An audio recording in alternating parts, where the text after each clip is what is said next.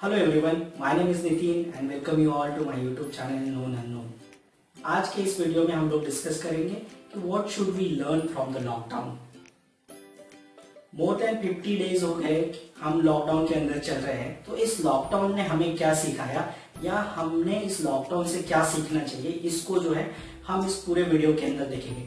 मैंने कुछ 3 पॉइंट्स जो है वो नोट डाउन किए हैं जो मुझे लगता है कि हमने इस लॉकडाउन के दौरान सीखा है या फिर सीखना चाहिए और इसे कंटिन्यू भी रखना चाहिए। सबसे पहला पॉइंट है to develop a scientific temper. हमारे इंडियन कॉन्स्टिट्यूशन के अंदर आर्टिकल 51A के तहत हमारे कुछ फंडामेंटल ड्यूटीज है। उसमें से एक इंपॉर्टेंट ड्यूटी है to develop a scientific temper. ये काफी इंपॉर्टेंट है। हम लोगों ने देखा कि लॉकडाउन होने के बावजूद कई जगहों पे भीड़ हो रही है, कई जगहों पे लोग जो है इकट्ठा हो रहे हैं। पुलिस को जो है लोगों को रोकना पड़ रहा है। काफी छोटे छोटे रीजन की वजह से लोग जो है बाहर पड़ रहे हैं। ये क्यों हो रहा है? तो साइंटिफिक टेम्पर ना होने की वजह से। तो साइंटिफिक टेम्पर हम लोगों को डेवलप करने की काफी ज्यादा जरूरत है। और इसे हम डेवलप कैसे कर सकते हैं? इसे हम एजुकेशन के थ्रू डेवलप कर सकते हैं। हमें इसे पाठ्यक्रम में लेके आना चाहिए ताकि छोटे जो बच्चे हैं, जो स्कूल कॉलेज के जो स्टूडेंट्स हैं, उनके अंदर साइंटिफिक टेम्पर जो है वो डेवलप होता है। फिर सबसे इंपॉर्टेंट पॉइंट है we should respect our frontliners. चाहे वो डॉक्टर्स हो, नर्स हो या फिर अन्य मेडिकल स्टाफ हो या फिर पुलिस हो, इनके प्रति हमें आदर होना चाहिए। पुलिस है जो 24/7 हमारे लिए ड्यूटी पे रहती है। उनके लिए कोई फेस्टिवल नहीं होता है। दिवाली हो, ईद हो, होली हो, वो ड्यूटी पे रहते हैं। अभी पैंडेमिक के समय में भी बहुत सारे पुलिस कर्मी जो है वो भी कोरोना के शिकार हुए हैं और हमारे लिए जो है वो 24/7 इस पैंडेमिक के अंदर भी ड्यूटी कर रहे हैं। तो उनके प्रति हमें सम्मान रखना चाहिए। डॉक्टर हमारे लिए फ्रंटलाइनर्स का काम कर रहे हैं। वो जो कोरोना पेशेंट है, जो कोरोना पॉजिटिव पेशेंट है, उनके टच में है। नर्सेस उनके टच में है, उनको डेली बेसिस पे ट्रीट कर रही है। तो उनके लिए हमें रिस्पेक्ट दिखाना चाहिए। कई जगह पे हमने देखा कि डॉक्टर किसी पेशेंट को चेक करने के लिए गए या टेस्ट करने के लिए और उनके ऊपर हमला हुआ। ये क्यों हुआ? तो साइंटिफिक टेम्परामेंट ना होने की वजह से हुआ।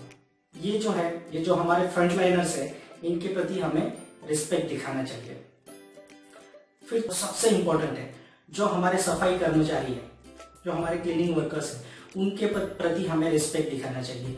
वो आपके घर के अंदर, आपके बिल्डिंग के अंदर, आपके सोसाइटी के अंदर जो कूड़ा है, कचरा है, उसे साफ करने का काम करते हैं। जो हमारे रास्ते हैं उनको क्लीन करने का काम करते हैं। जो हमारे ड्रेनेज सिस्टम है उसको वो क्लीन करने का काम करते हैं। अगर क्लीनलीनेस नहीं है तो बहुत सारी बीमारियां जो है हमारे इर्द गिर्द जो है वो पनप सकती है। तो इस वजह से हमारे जो फ्रंटलाइनर्स है उनके बारे में हमें सोचना चाहिए। हम कोरोना की वजह से हमारे घर के अंदर तो है, लेकिन हम घर के अंदर इस वजह से सेफ है क्योंकि हमारे लिए डॉक्टर, हमारे लिए पुलिस और हमारे लिए वो सफाई कर्मचारी जो है वो मैदान में है। तो उनके प्रति हमें आदर, सम्मान और रिस्पेक्ट शो करना चाहिए। तो 4th इंपॉर्टेंट पॉइंट है saving habit to be develop for hard times. जैसे लॉकडाउन चल रहा है, 50 दिनों से ज्यादा हो गए हम लोग लॉकडाउन के अंदर चल रहे हैं। जिनके पास पैसा है वो तो अच्छे से जी लेंगे, लेकिन जो डेली वेज बेसिस पे जो काम करते हैं उनके पास पैसा कहाँ पे आएगा?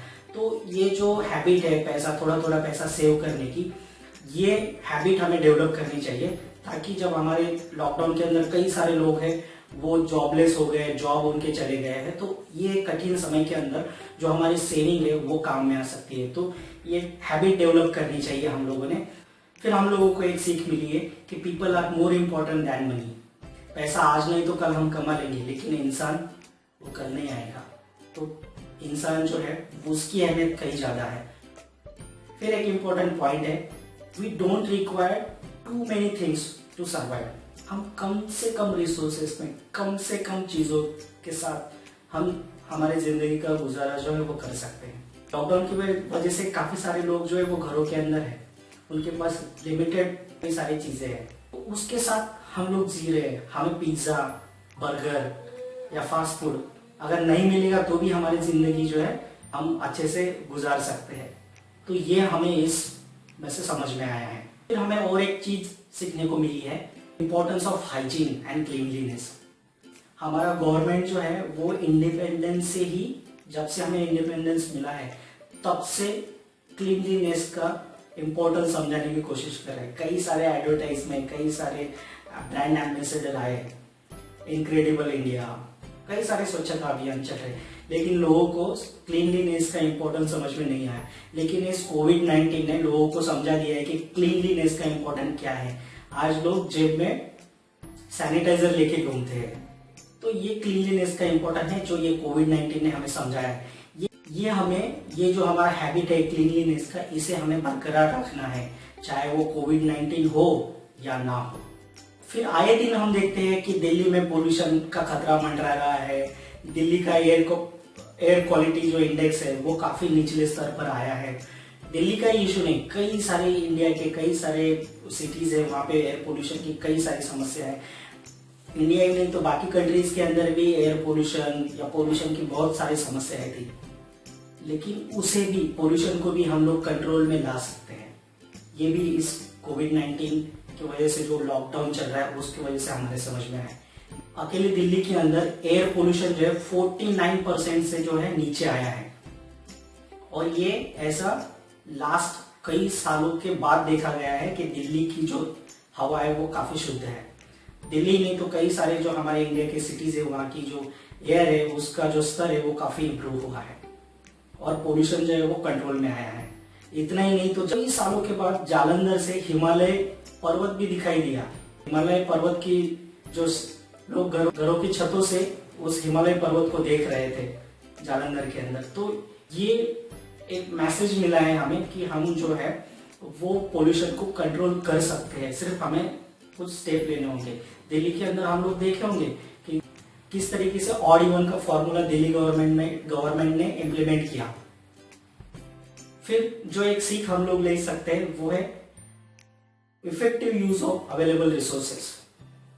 जो हमारे पास अवेलेबल रिसोर्सेस है उसका किस तरीके से हम लोग इफेक्टिवली यूज कर सकते हैं, चाहे वो इलेक्ट्रिसिटी हो, वाटर हो, फूड हो, वेजिटेबल्स हो, कोई भी चीज हो, उसका हम जो है किस तरीके से इफेक्टिवली यूज कर सकते हैं, ये हमें समझ में आया है। फिर है help each other, we are social animals. Economics के अंदर सिखाया जाता है कि इंसान जो है वो एक सोशल एनिमल है। वो उसकी जन्म से लेके उसकी डेथ तक सोसाइटी की जरूरत होती है। जब पैदा होता है तो डॉक्टर होते हैं, नर्सेस होती है, माँ होती है, पिताजी होती है, फैमिली होती है, उसकी उसे जरूरत होती है। और जब उसकी डेथ होती है तो 4 लोग लगते हैं कंधे देने के लिए। तो वी आर सोशल एनिमल्स, तो एक दूसरे को हमें हेल्प करना चाहिए। कई सारे लोगों ने हेल्प भी किया, कई सारे सेलिब्रिटीज है, उन्होंने अपने अपने लेवल पे जितना वो डोनेशन दे सकते वो डोनेशन दिया। कुछ लोगों ने फूड सप्लाई किया गरीब लोगों को, कुछ लोग अपने अपने स्तर पर जो भी पॉसिबल है वो कर रहे हैं। तो हमें जो हमारे जो लोग हैं, जो गरीब लोग हैं, उनको हेल्प करनी चाहिए, एक दूसरे को हेल्प करनी चाहिए। ये हमें इस लॉकडाउन ने सिखाया और इसे हमें बरकरार रखना चाहिए। फिर है importance of education and learning. हम लोगों को समझ में आया कि एजुकेशन कितना वैल्यूएबल है, लर्निंग कितनी इंपॉर्टेंस है। ऐसा कहा जाता है कि इंसान मरते दम तक एक विद्यार्थी ही रहता है, तो हमें कुछ ना कुछ रेगुलर बेसिस पे सीखना चाहिए। हमारे जो स्किल्स है उसे इम्प्रूव करना चाहिए रेगुलरली। बहुत सारे ई लर्निंग के प्लेटफॉर्म है जहाँ से घर बैठे बैठे अपने मोबाइल से, लैपटॉप से, टैबलेट से हम लोग कुछ नई नई चीजें सीख सकते हैं, कुछ नई नई चीजें हम लोग ट्राई कर सकते हैं, चाहे वो कुकिंग ही क्यों ना हो। फिर है इम्पोर्टेंस ऑफ लेबर।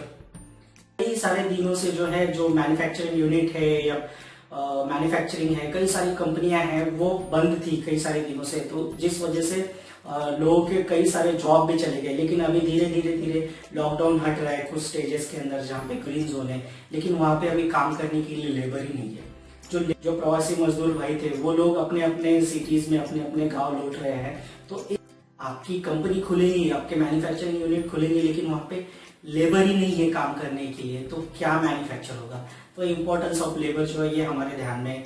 अब उसके बाद में जो है सबसे आखिरी और इम्पोर्टेंट पॉइंट है कि we should always try to find missing app. Means जो हमारे फ्रेंड्स है, फैमिली है, फन है, इसको हमें कहीं ना कहीं समय निकालना चाहिए। हमें उन्हें टेकन फॉर ग्रांटेड नहीं लेना चाहिए।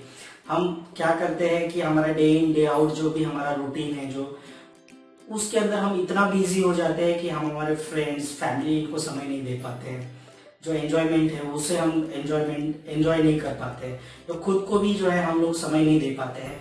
तो ये लॉकडाउन ने हमें समझाया है कि हम किस तरीके से फैमिली का टेक केयर करना चाहिए, किस तरीके से फ्रेंड हो या फन हो, वो भी एक जिंदगी का हिस्सा है, उसको भी हमें समय देना चाहिए।